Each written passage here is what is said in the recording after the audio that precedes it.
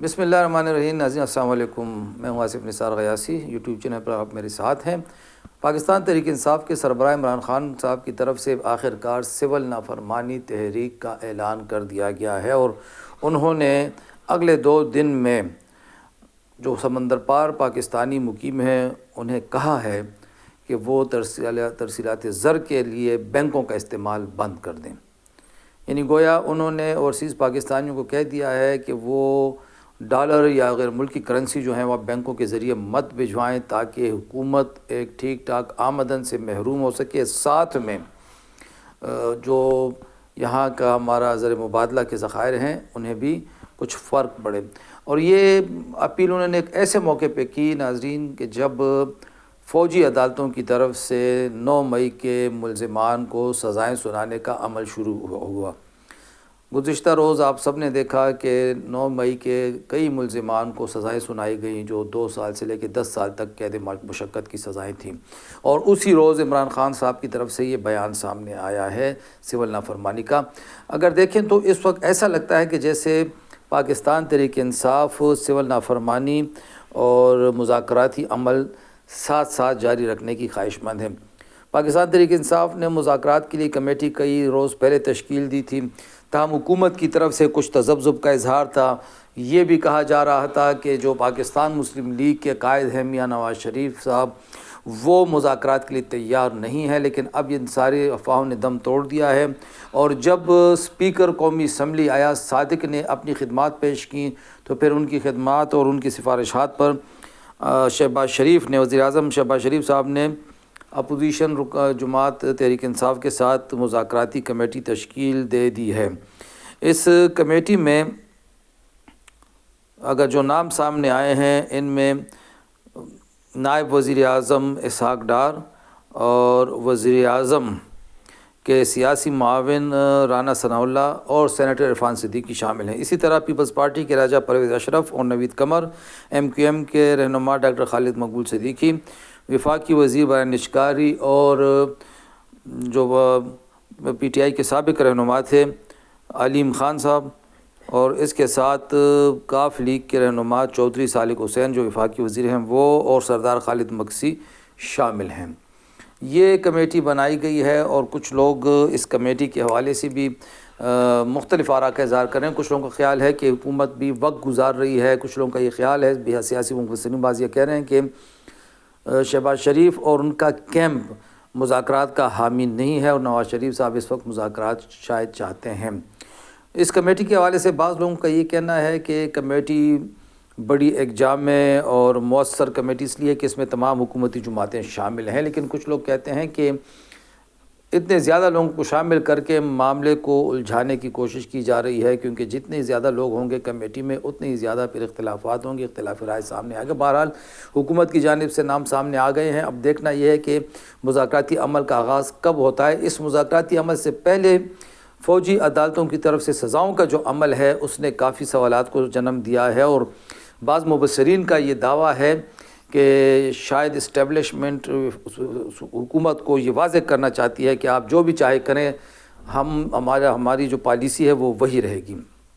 جس کے بعد وفاقی حکومت بھی شاید مخمصے کا شکار ہو چکی ہے۔ لیکن میاں نواز شریف کی طرف سے ہاتھ ہولا رکھا جا رہا ہے، اور ان کے قریبی ساتھیوں کو پیغام پہنچایا گیا ہے کہ مذاکراتی عمل شروع کیا جائے۔ میاں نواز شریف کے متعلق آپ سب جانتے ہیں کہ وہ جب بھی اقتدار میں آئے تو ان پہ الزام ہے کہ وہ اسٹیبلشمنٹ کی مدد سے اقتدار میں آئے، لیکن وہ ہمیشہ اسٹیبلشمنٹ سے لڑ کر اقتدار سے محروم ہوئے۔ 3 بار ان کا یہی مسئلہ رہا، اور اب بھی ان کا ایک بیانیہ بن رہا ہے اینٹی اسٹیبلشمنٹ ہونے کا۔ آپ دیکھتے ہیں وہ اس پہ کہاں تک قائم رہتے ہیں۔ دوسری طرف امریکہ نے بھی پاکستان پر دباؤ بڑھانا شروع کر دیا ہے، اور ٹرمپ انتظامیہ کی طرف سے ایسا محسوس ہو رہا ہے کہ حلف برداری کے بعد شاید نئی امریکی انتظامیہ PTI کے سربراہ عمران خان صاحب کی رہائی کے حوالے سے حکومت پاکستان پر دباؤ ڈالنے کی کوشش کرے گی، جس کی وجہ ٹرمپ کے ایک نامزد مشیر کے ٹویٹس ہیں جن سے آپ بخوبی واقف ہیں، اور جس طرح اس معاملے پہ بحث ہو رہی ہے، اور جس طرح وہ بار بار ریلیز عمران خان کے عنوان سے ٹویٹس چلا رہے ہیں، اور خاص طور پر حکومت پاکستان کے بعض لوگوں کو چڑھانے کے لیے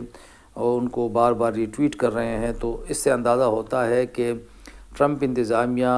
کا کردار آنے والے دنوں میں اس حوالے سے اہمیت کا حامل ہو سکتا ہے۔